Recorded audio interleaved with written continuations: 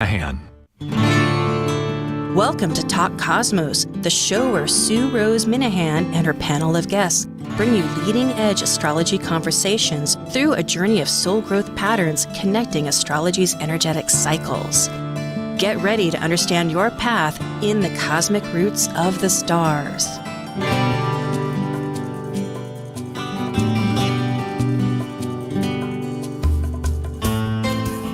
Hello, I'm Sue Rose Minahan, founder of Talk Cosmos, Leading Edge Conversations, Awakening Your Authentic Self for Soul Growth. And today is June 26th, 2022.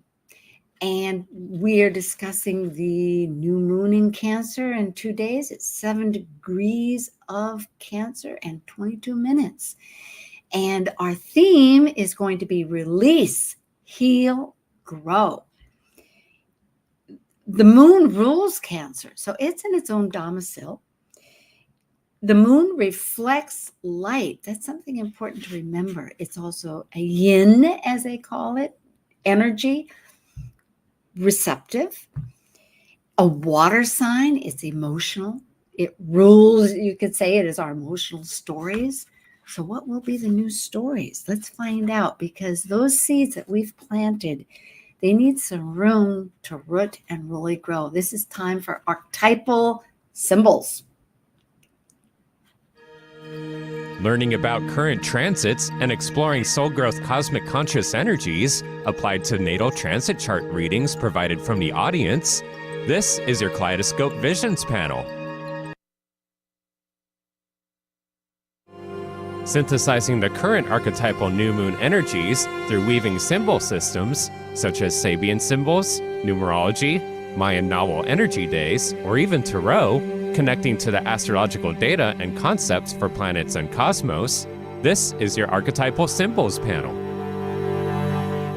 I'm Sue Rose Minahan, founder of Talk Cosmos, an evolutionary and eclectic astrologer and consultant, plus a certified color energy coach. I love investigating mythology's language, philosophizing esoteric fields of eternity, a perpetual student of life, seeing oneness of bodies, spirit of people, animals, and nature. I explore creative expression as an artist, a musician, and write abundantly, poetry to stories, and celebrate humanity's individuated, co-creative life force experience. I'm Elizabeth Liz Muschett, a professional astrologer, intuitive, numerologist, and tarot reader. I'm a certified sacred healing counselor, providing nurturing, in-depth consultations for individuals and couples.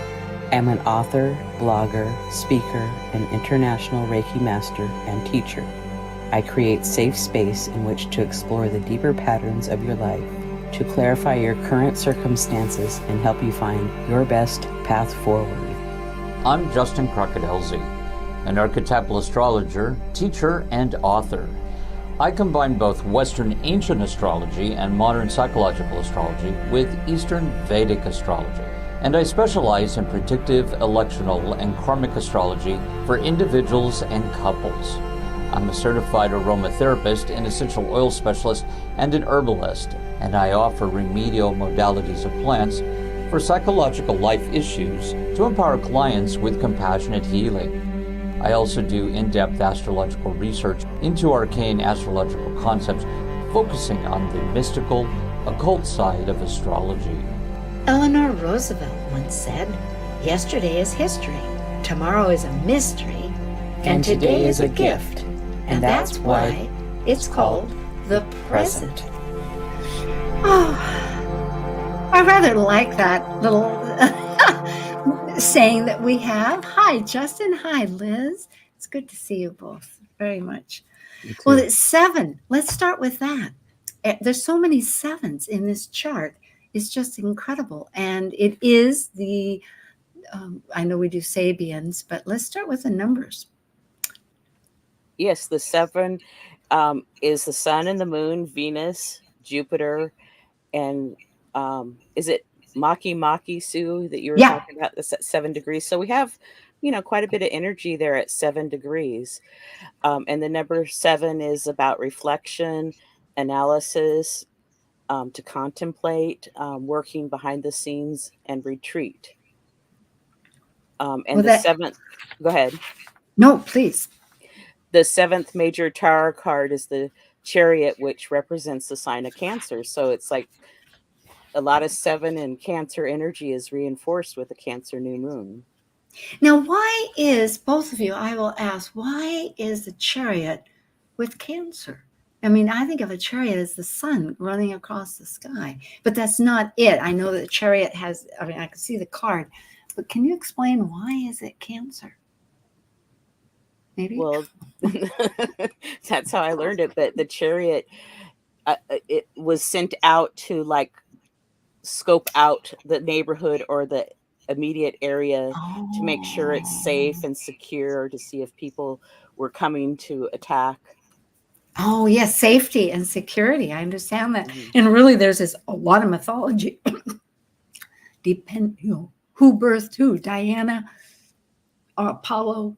Both of them. Pardon me, I'm going. Justin, do you have a thought? Yeah, no, I totally agree with what Liz is saying, that 7 energy, and to the tarot, Robert Place talks about this, that really it's kind of in the line, the whole major arcana is the soul's journey, and the 7th, when we get to that 7th, after the full, but is the 7th card was kind of the where it was at as far as in order as how it was assigned. But that 7, when we're in a personal year of 7, like Liz is talking about, is a year of introspection. And there's, 7 is the number out of time. It's the spiritual number. 7 loaves in the Bible, 7 directions in Native American spirituality. And of course, Aleister Crowley wrote the book 777. So 7 is very spiritual and as Liz was talking about, introspective and a number. Good. A spiritual number. Go ahead. Yes, spiritual. I remember that. 7 days of the week and the 7 visible planets. So it's you can go on and on. Yeah, and an indivisible number itself. I mean, 7. So excellent. We have amazingly a plethora of 7s. We also have a plethora and numbers close to that. Vesta's at 6, the hearth, and Lilith, I think, is at 8, which is one of the forms of the feminine. And we know in the world that we're living in, the feminine, in any sense, is really getting a lot of attention. We're trying to figure out what are the rights of all of our feminine energies, I guess. So I was going to also point out, when you say 7s and you're looking at the planets, there's also a couple of, 2 or 3 of them are also that have 7 in the numerology. So both the ascendant are the part of fortune, they're at 17, and the Uranus is 17, both have 7 in them. And then Pallas is 27 degrees and Pluto's 27 degrees. So there's some other sub level things going on with the 7 in the chart besides the major 7.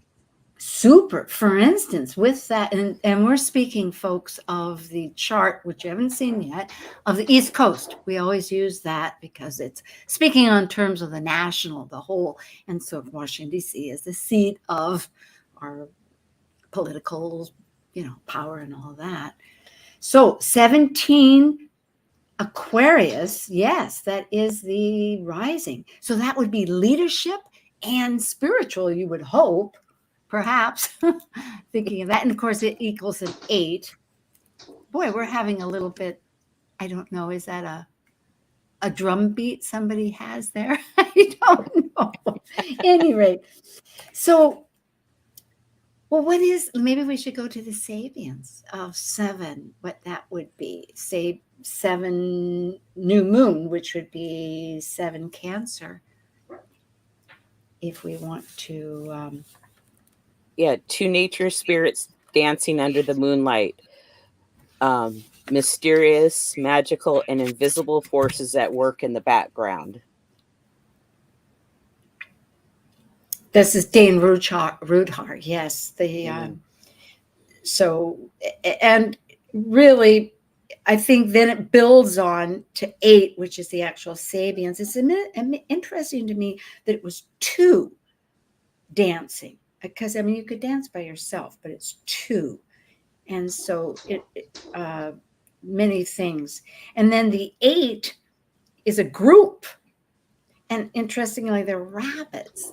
I don't know if that has because rabbits like procreate, it's like there's abundance. But the idea was if they're, and I'm reading from what you had sent here, dressed in human clothes, walk as if in a parade, and meaning it imitates this higher form to stimulate growth. So perhaps we're working to reflect from our spiritual essence so much in this chart to integrate in order to evolve, to reform, in a sense. And can Dame Rudyard looked at that because when we look at Cancer is really in those first 10 degrees of Cancer. And the way Dame Rudyard looked at the archetypal symbols was it's Cancer rules creativity and creation. And so when we look at the degrees of those first 10 degrees and the Sabian symbols, there's a lot around creativity, and specifically with the two nature spirits. He talks about creative imagination, and of course the 6 degrees before that is the game birds, increasing or feathering their nest. So there's this thing about creativity and then creative imagination with the two nature spirits, and then of course the rabbits is this archetype of imitation or learning process as we grow around that. And so that I always find it interesting. The first 10 degrees of Cancer is this thing coming out of the egg and learning how to learn and grow in the world. Really, the gestation of it, yes, but in the world. Right. It's right after the solstice. Because I was thinking of the chart thank you for that, Justin. I was looking at the chart because we just had that solstice, and there Jupiter, the planet of our belief systems, was right next to the moon. And they were in this tension with our will, sort of these emotional stories of our belief systems. And now, of course, the moon, which rapidly goes 13 degrees almost, every day. So it moves the fastest. And now it's aligned with our will, but Jupiter is still out there going, nope, nope, nope. Now it's like that unification of our evolution or the growth that you're saying. I love the word of imagination, but we're really struggling in a sense with our belief systems. And of course, more than that, other people's belief systems. It's pretty potent. Yeah, and you said spirit, and I think of nature and nurture and our spirit and our soul. It's like to combine it all. Yes, that is the promise, isn't it? And there is, as we had discussed, a lot of that. Did you want to look at the chart? Shall I pull it up? Sure. Yes. Okay, yeah, okay, there we go. Let's see, the next one. There we are. Okay, so in this chart, it's in the creative 5th house too. So we all have a chance to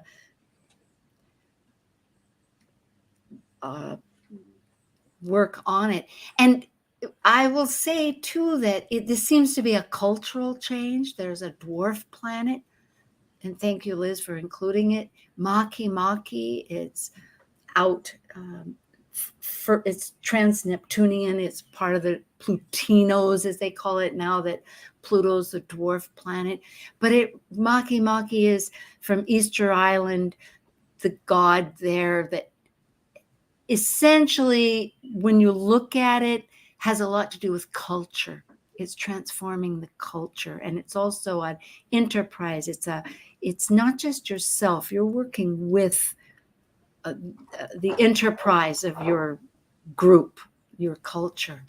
So it seems like, and it's opposing Jupiter there because it's 7 degrees. It moves slowly. The orbit's like 309 years. So right now it's at 7 degrees Libra up there in the. And it would be square to the sun and moon, forming a T-square. So Right. some tension there. Very much. And that's what we're experiencing. We can see it in living daylight, that we're going through a large process of, and which is not that unfamiliar. We are in this Pluto return, which next week we'll be discussing on our part 2, as it'll be exact. But okay, so there's a lot of other energies And that the chart for Washington, D.C., most of the points or planets are below the horizon. And, we're at summertime and we have the urge to get out and do things, but we have the number 7, which is kind of retreat. But then all the planets are below the horizon. So that's another indication of kind of going within. So there's kind of, you could say, a little friction of like, I want to get out, but I want to stay home, or I want to be by myself, but I want to engage with other people. So I would say try to make space and time for both. Yeah, I'll add Linda Berry, who's been on. She has a vibrational diary every day. So I looked at it, and there's a combination in vibrational astrology, and it brought Mercury with Saturn and Uranus, and and the reason I'm bringing it up is because it parrots what you're saying, both of you, about this inside energy of reflection with the 7 and below the horizon. Again and again, we keep getting it in different directions from the universe, which is what we understand with astrology. It's a cycle coming here. But with those 3, the vibrational is turning inward, seeking deep to share within those special gifts and awarenesses of ourself. So it's amazing. All this. And I think there's a lot of good energy in the chart right now, or a lot of what we say a trine right now. There's actually a grand trine right now with that sun and moon with Hygeia and Vesta. So there's this really a lot of support going on right now towards healing, with Vesta being in a grand trine, or Hygeia and Vesta being in a grand trine with the sun and the moon. So there is a focus. I think also, as we see that Hygeia has been in Scorpio and it's been, tracking the South Node, there's, I think, for the collective, this whole thing going on right now with working through really deep emotional stuff going on, especially in Scorpio.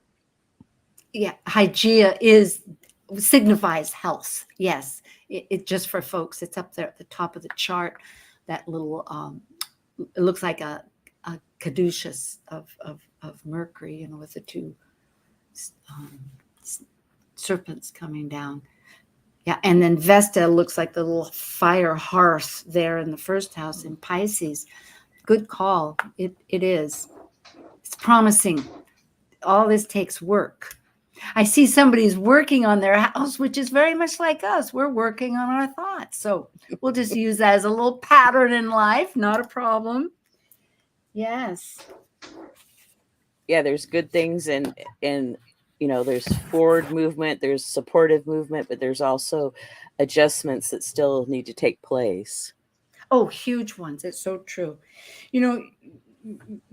I think Jupiter, and it's amazing to see these, just the interactions, because if we're sticking with the 7s right now, we have Jupiter, the big planet of our beliefs, along with Venus of what we desire, and they're relating to each other. So people are relating to all kinds of a diversity of what they're attracted to and making their beliefs and everything else. The problem is that, well, it is a problem. I mean, because problems mean that something needs to get resolved, but this isn't a quick fix. This is a long-term approach that we're working out along with these tensions. Jupiter has a lot to say in this chart. I think the belief systems, it's square in tension to the actual new moon. It's ruling, guiding that midheaven where we're all trying to exert ourselves into the social realm. And it's also, there's a lot of emphasis. Well, yeah, Jupiter and Aries to me. Jupiter and Aries generally means because Jupiter is a planet how we seek to grow and expand, and it's in Aries, so it's really being reactive right now and wanting to get things going. This quickening energy, but because it's squaring the nodes, there's this little bit of a speed bump or The new moon, you mean? The new moon. It's squaring. well, actually, Jupiter's also squaring the nodes as well, I believe. Oh. Isn't it? No, No, I take it's that back. Saturn. It's not. It's Saturn. Yeah, the But brakes yeah, rather it than is the squaring. gas. It is squaring the moon. I apologize. Yeah, you're right. That's okay. That's okay. Yeah, because it was a couple of weeks ago squaring the nodes, but now it's squaring the moon and the sun. But But it's still we're not able to move forward as quick. That Jupiter has to encounter something Oh, here emotionally that my it has to deal apology. with. My apology, because yes, Justin, you are correct. It is, we don't have that there, but it's in a sessi quadrate, which is like a square and a half to the node, to the south node. You're absolutely correct. I remember I was mentioning that. So, in other words, there is that tension with the nodes. Right. Yeah, indeed. So now that I've fully jumbled this around, I kind of like what, the tension Yeah. that you're talking about. Go ahead. Can you repeat kind of your thoughts on that? Well, no, because Jupiter is helping us grow and expand, and it's in Aries, which is sort of this quickening of energy, and we want to get this done, we want to get this done, but because we're hitting a speed bump right now. So again, this is how do I say in causing us to be introspective, or we have to meet something and accomplish something before we can move forward and grow. Maybe we should look at the Sabians for Jupiter. I know that Liz, you could Sure. read them. And 7 Aries, a man succeeds in expressing himself simultaneously in 2 realms. And to me, I said that that's the dualism, like the sky and the earth, spirit and matter, and the dual nature of man. and then going to 8, where we're growing into for the Sabian. Go ahead. A large woman's hat with streamers blowing by the east wind, protection and spiritual guidance. So thinking of what you're saying, Justin, that really is a combat of action and stop and go, isn't it? Same ideas, like trying to merge, although ideally, if we were trying to, it goes along with the new moon of 7 with the 2 spirits dancing. We're trying to get into that whole reality, but yet we also have very much this the physical that we're working with, and how to listen, how to maybe receive. It takes time. Well, and that Dane Rudyard talked about that 7 degrees or the 6 degrees before that is sort of this new dimension, and there's an archetype here with around the way one thinks structurally, and that having to be reassessed of how we think structurally with what we want as we move forward. Well, thank you. That does remind me of Mercury, of course, which happens to be in its own sign of Gemini right now, 18 degrees. And it is in our 4th house as far as a nation. So it is really getting down to our roots. It correlates exactly what you're saying. And 18, I noticed too, 17, 18 is also a very popular number when it comes to this chart. It's amazing. Ceres, of grief, is in and sustenance, the archetype mother that of grain, and is at 19 Cancer. And then we have Uranus at 17 Taurus, of changes with our sense of survival. Chiron, our wounds that we're alchemizing to find out how to serve people in 16 Aries. Even Juno, our partnerships at 19. I mean, they're within a degree of each other, Pisces, the oneness of spirit. And if I could bring up something that that kind of to say, because we know this new moon is in a couple of days here, but if we look back to what we've been through in the last couple of days, this whole thing, not to bring up anything politically, but in the Supreme Court decision happened on Roe v. Wade when the moon was conjunct Uranus in Taurus. And now the moon, as we move out of this energy of this thing that's affecting the collective, the moon is now moved through Gemini into Cancer. And so there is sort of, because Cancer rules the mother and the feminine, the divine feminine. I think there's this underlying thing of needing to really focus on the importance of the divine feminine here with the moon moving into Cancer and how we move emotionally forward and heal. I'm glad you brought that up. And I had made reference to it. So, I think it's great to bring in the mundane because looking at it in a balanced way is so important. It is the elephant in the room that we're all dealing with. And it does get down to that tribal sense of who is our little collection. Well, thank you, Liz and Justin. This is Archetypal Symbols. And today is June 26th. We're talking about the new moon in Cancer in 2 days. We'll be right back. Thanks.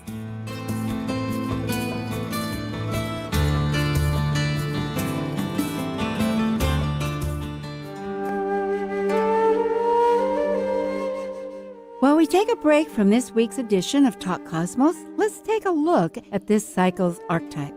Currently, we are in the period of Cancer. By leaving a cycle based on connecting mental communication to the external, the energy of Cancer involves emotions, which create our personal story through our emotional associations and attachments. As a cardinal water sign that is nurturing, Cancer needs to process emotions in one's own internal rhythm of cycles in order to complete an evolution. Hi, it's Dr. Laura Tad, and I wanted to let you know about my course in personal mythology. Now offered as a self-paced online class, you can explore the stories you live by and those you have inherited from your ancestors, culture, and society. This course comes with 8 30-minute check-ins with me as you move through each of the modules. Enrollment is ongoing. For more information or to register, please go to my website, mythicsky.com. Talk Cosmos brings you leading-edge astrological conversations with hour-long programs each week on KKNW. The show goes live every Sunday from 1 to 2 p.m. Pacific. Talk Cosmos weekly programs are also available to watch live on Facebook and YouTube, along with daily chats throughout the week on the Talk Cosmos YouTube channel. While you're there, make sure you click like and subscribe buttons so you can get the full Talk Cosmos experience. Or, if you'd rather listen to the show archives with audio only, the entire podcast collection since 2018 is available on most podcast carriers. So, grab your coffee, tea, or kombucha and enjoy the show. Greetings. This is Dana Birnbach, evolutionary astrologer, and you are listening to Talk Cosmos on Alternative Talk 1150 AM, where we discuss the zodiac, our connection to it, and our roots in the stars. Talk radio for the heart and soul. Alternative Talk 1150. Hello, back. Okay, I was just looking at points, and I remember that we were talking about release, heal, grow. That's our subject, and that Cancer energy is healthy emotions and creativity, which is so strong. What a wonderful birthing point. And looking at that chart, which we don't have up at the moment, the ascendant, oh, thank you, Nathan, is right next to the part of fortune. And I remember in our little pre-chat, we noticed that despite the time zones, because you're in the West Coast, I'm in Hawaii, it remains right next to every that's where it's located, despite the three time zones, because it's not always. I know that in my own personal chart, it's in the 5th house.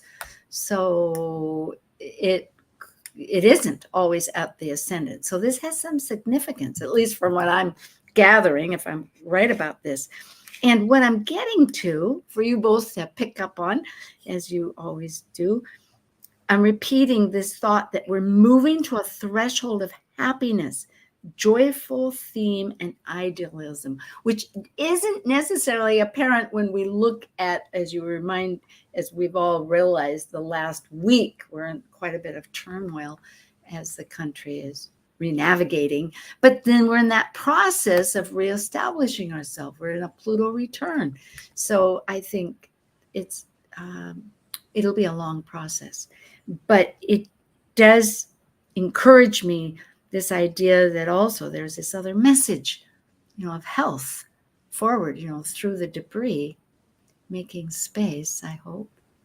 What do you say? If I may, before Liz says something, you were talking about that part of fortune and Aquarius, and Dane Rudyard talked about, of course, we look at part of fortune as happiness. You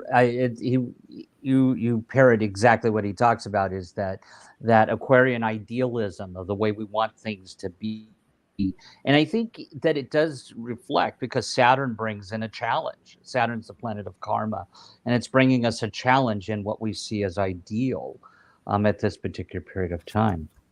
Oh boy, that really spells it out. I don't know what Liz thinks about that. No, we will hear that, but I want to bring up the fact that immediately I'm thinking of Saturn, which we'd brought up before, is very potent in this chart. It's still, as I think you had mentioned, Liz, in the beginning, that we all know that it's been in this long square to the nodes. It's leaving the intense application of it, but it's still an orb of it. Plus, Saturn is, what else? It has another aspect here. But go ahead, Liz. That's all I wanted to say. Yep. Well, I was going to say the Sabian symbol for the ascendant and the part of fortune, 17 Aquarius. A watchdog stands guard, protecting his master and his possessions. So protecting and safeguarding one's individual rights under complex social pressure. And, so apropos for what's happening here in the United States. And that is, go ahead. I was going to say it's quite a imagery. Yes. And then we go on to 18 Aquarius. A man's secret motives are being publicly unmasked. It's difficult to keep past secrets or deep motives hidden. So it's like things are coming to the surface. So I think that we'll hear more. There's more information to come out. So do you have anything to add to that, Justin? Well, I kind of had to laugh at how exact that is with the January 6th stuff going on. I mean, we're hearing now that a lot of this wasn't just a spur of the moment. It was actually planned. And that, to me, is the unmasking that we see the Sabian symbols being very literal there, that we're seeing it unmasking. And then I added one more, 19 Aquarius. A forest fire is being subdued by the use of water, chemicals, and sheer muscular energy. It takes skill to bring a fire under control, and there's the destructive potential of carelessness. Yeah, so it does really also contribute a parallel thought to earlier when we're talking about the duality, that was brought up with other energies. I think I'm trying to remember if it was the duality of 7 Cancer itself, 2 spirits, and then also of Jupiter, which is squaring that energy of a dualism, succeeding to express themselves simultaneously in 2 ways, but we have it correlated a lot of polarity, of course, and it gets right down to that watchdog, who's on guard, who's watching out for whose rights. I noticed that when I woke up today, right on my phone was the Supreme Court action is prompting. Of course, the idea is everybody is rallying for their rights, but whose rights? And when we look at, of course, this is a conversation coming up next week, but it's always on my mind this year and will be for the next number of years, is how we're reforming our consciousness as a people, as a nation, as a communication, like who's included. Aries, the often referred to as discord, but she wasn't that intentionally. All she did was ask who's the fairest, and now asking who has the rights, because Aries with her brother Mars are in that tension of transform with Pluto, saying, you know what, aren't all females maybe included? And it's difficult. It's identity. It's just one more identity along with Chiron to come up with it. There's many players on the table as we see. So that's one of the conversations. Yes. And then can we go to the midheaven next? Oh, yes. Which rules Jupiter, or Jupiter rules the midheaven in Sagittarius. So 5 Sagittarius. An owl sits alone on the branch of a large tree. A wise approach based on a clear perception. That's looking up. And then 6 Sagittarius is a game of cricket. Skill and testing the collective goals. What do you think about that? Well, it's like, well, no, I want to hear what Liz had to say. Yeah, go ahead. Sorry. Good, Liz. We're being tested in the school of life. But go ahead. No, I agree with you. I think, and it's about perspective there, when you were that part of that is about perspective. Yeah, it's about perspective. Complicated. Nothing's really simple. When it gets to perspective, it's, the flip side of Jupiter is opinionated, righteousness, all that stuff. It takes quite a bit to let new information in to say, well, maybe was I right? Was I wrong? And who's being protected? Who's the watchdog? It's an intriguing. So Cancer, if we're going to release, heal, and grow, then there's really releasing, of course, gets me right down to the South Node because it's in Scorpio. So, of course, the shadow side of anything wants to be let go so we can live, we can grow more, right? That's Scorpio, yes, folks? Yes. Okay. Yeah. And so healing, and as you brought up Hygeia, Justin, there's a lot of energy, and it's in Scorpio, it wants the health, but what's it going to take? What do we have to operate on? Well, I think I tell people we're going to be okay. I like to think back to that. You brought it up briefly, but with that Mars and Aries, is, of course, it's squaring Pluto, but it's also an opposing Hygeia.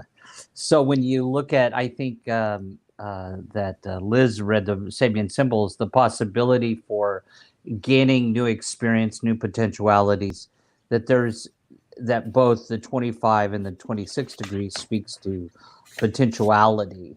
That there's that Mars opposing Hygeia, that we have to heal, but that there's potentiality coming after the healing, and there's growth potentiality. Oh. Would you agree with that? Yes. And Eris and Mars are brother and sister. So it's like working together, the male and the female. And it doesn't matter. You could be your brothers or your neighbors or any of that. But it's that unity. The beautiful.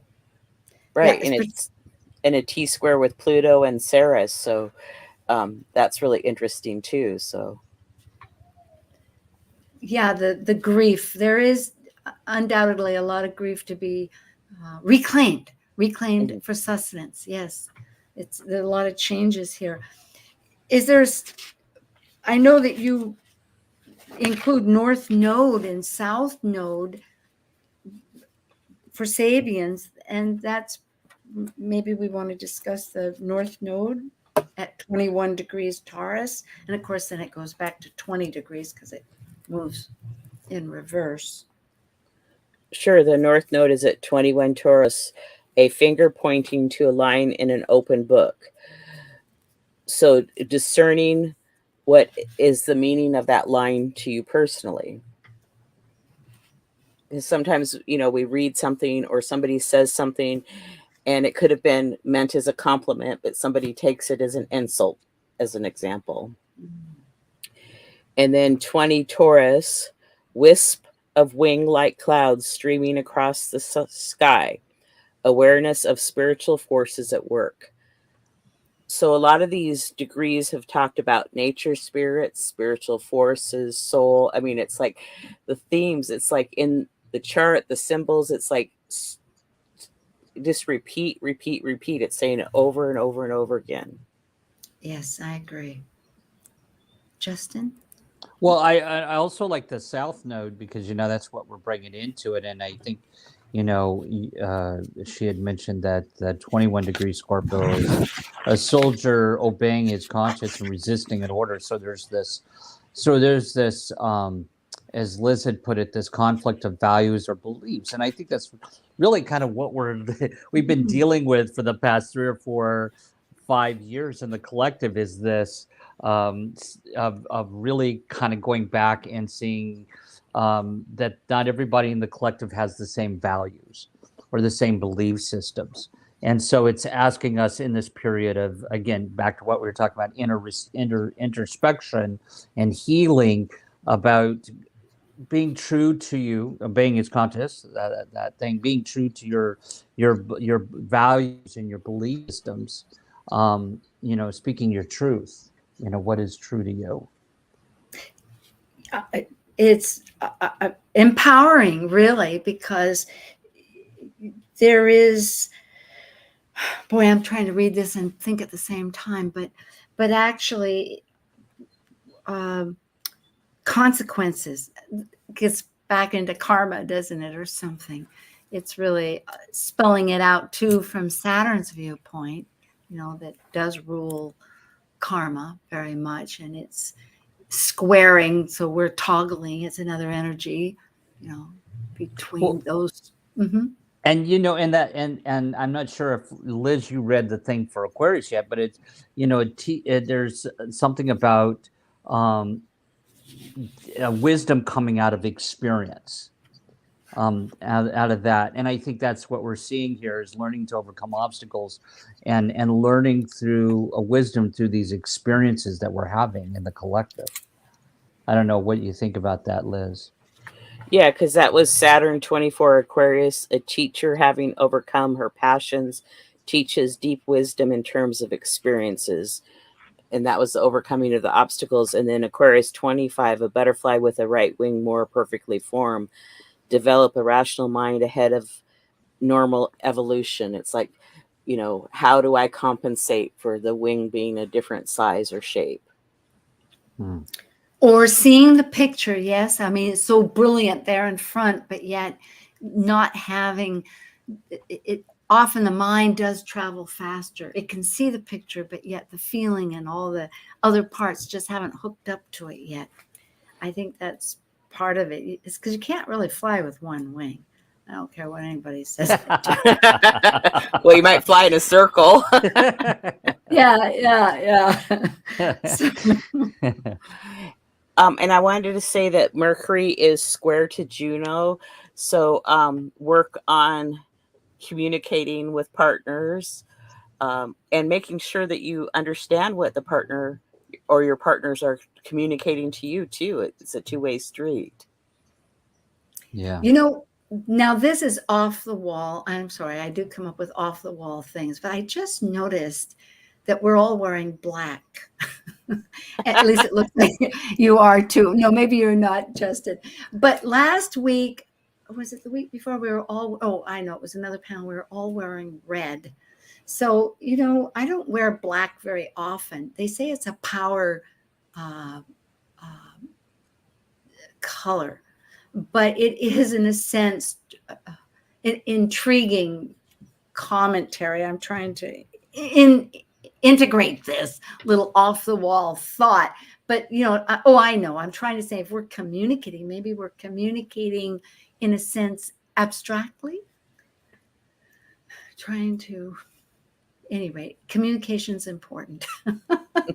I'll be more deliberate. Okay, back to the center. Well, and black contains all colors, so Right. Yeah. Okay. I wanted to point out really quickly about to what Liz was saying about the Mercury, and there is a positive aspect in the chart here. Again, I'll bring up another positive aspect, that Mercury is trining Saturn, and that part of fortune and the ascendant. So it's trining Saturn in the part of fortune, and the degrees of that, I think, as Liz read, I think the 18 and 19 degrees about sort of this flexibility, and with the two Chinese men, I've found in my own experience that this particular Sabian symbol, two Chinese men converse in their native language in American City. Really, I've seen this a lot, where people, it creates in a personality, a person that's being able to move into different areas or different groups, and able to communicate with them based on past experience. And that I'm not sure what you thought about that, Liz, the Mercury degrees. Well, and being comfortable, that you can speak, because I speak Spanish too, but I'm much more comfortable speaking English. So being able to speak my own language is way more comfortable. I am very excited to have you bring this up, because going back to Maki, it's at 19. No, it's at, wait a minute. Oh, rats. No, that's right. It's 7 degrees. Oh, rats. Delete. Okay, I was thinking it was a grand trine because of the cultural ideas. That's what sparked my mind. But I will say, because it is in that T-square, that this communication that you're talking about is very important for the cultural changes that we are undergoing.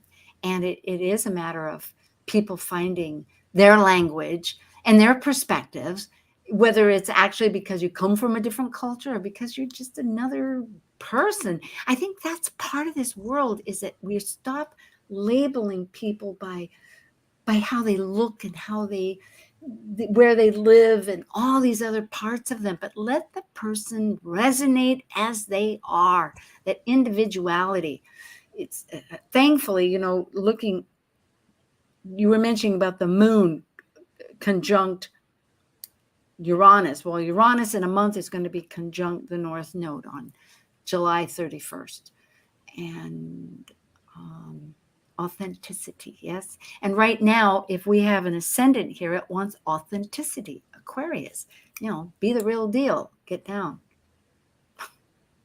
And the next Sabian symbol for the moon is 18 degrees Gemini. A large archaic volume reveals traditional wisdom. The planetary mind, the collective knowledge is all coming forward. Oh, that was for Mercury, right? You're saying? Yes. 19 degrees Gemini, yeah. And I think there again, the word wisdom comes up, which is what we saw in the Saturn, right? Yes. And then Chiron is square Ceres, and Ceres is the goddess of agriculture, fertility, and motherly relationships.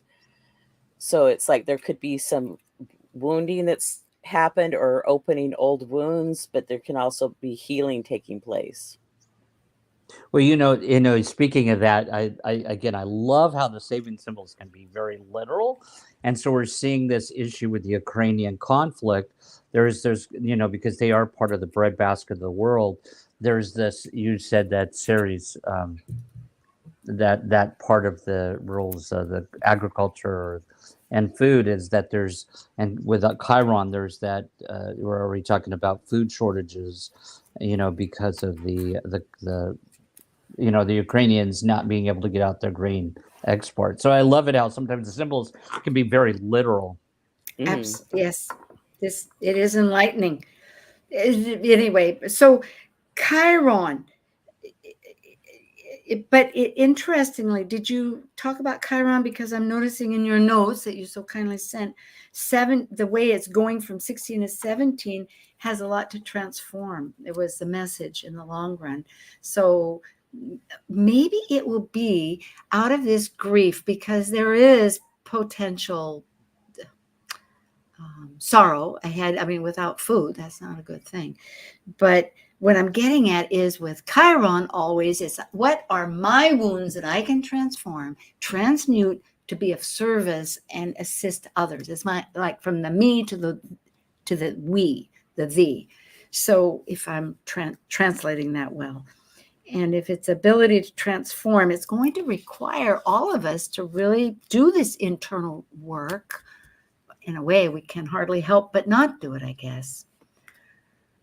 Right. And sometimes the initial injury or hurt or wound can seem one way at first, but then when you have that, you can gain something else that was like, wow, if this wouldn't happen, the next thing wouldn't, the next opportunity or great thing to come in might not have happened. And so sometimes at first it seems like, oh, this is terrible, but then there's oftentimes a gift through the change and transmutation. Well, and also I want to point out a synchronicity here. We know that Moon and Sun are opposing Chiron. And it's interestingly, when we talk about spiritual help, that Liz, that Sabian symbol, 16 degrees Aquarius, talks about nature spirits are seen at work in the light of sunlight, invisible forces of nature. And then we look at the 7 degrees Cancer. Again, we're talking about two nature spirits. Again, talking about nature spirits, the mysterious, magical, invisible forces at work in the background. So I thought that was interesting. I'm just curious to what you all think about the whole nature spirits and invisible forces here showing up with the Moon and Chiron.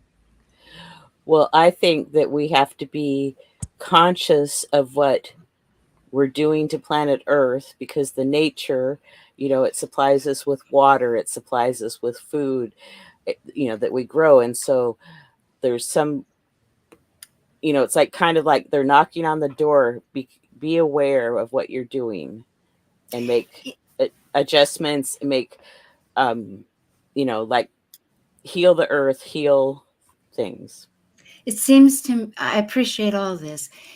Going back to the culture, and of course in Cancer is very personal and it's a tribal, but yet we are in this world of humanities and we're interacting with communication and resources everywhere. And so really it is a matter of reframing who are we including, and perhaps really welcoming the larger context of our entire scheme of the family of man. Like I think Margaret Mead said 50 years ago or something. So there is promise, of course, as we share. And that's a lot of it. Yeah, sharing. Finding how to be of use to other people's and all that. And there's a lot of transition. But there's so many little ways. I was thinking so many little ways. I know that the radio station here at KKNW is sending teddy bears to Ukraine, which is a part of a big process. And one can think teddy bears, but yet for a little child, remember there was some great young athlete that was also sharing the need of a stuffed animal, that it's something to cherish. It's yours. It's that aminism in a sense, so much. So we can all, I guess, find new roles. Go ahead. And everybody can chip in to help, even if it's something really, really small, because all the small things add up to be something much bigger. and They do. and it's going to Yeah. take a group of us to work on it to make improvements. It is that adage of it takes a village in everything. And so it's a matter of letting people in that are learning to communicate, right? Like you said, with the Gemini. Yeah. Yeah. Well, thank you. Thank you. Justin. Thank Thank you. you, Liz. And next week, folks, do come back because we're having our second part to USA Pluto return and power, and we're going to talk about revolutionary terms. Justin helped me think about that, and I went, okay, here we go. We will succeed through the steps. Blessings all. Thank you for joining us on Talk Cosmos, the show where Sue Rose Minahan and her panel of guests connect soul growth patterns with the energetic cycles of astrology. Be sure to tune in next Sunday at 1 p.m. Pacific Time to continue your journey through the roots of the cosmic pathway.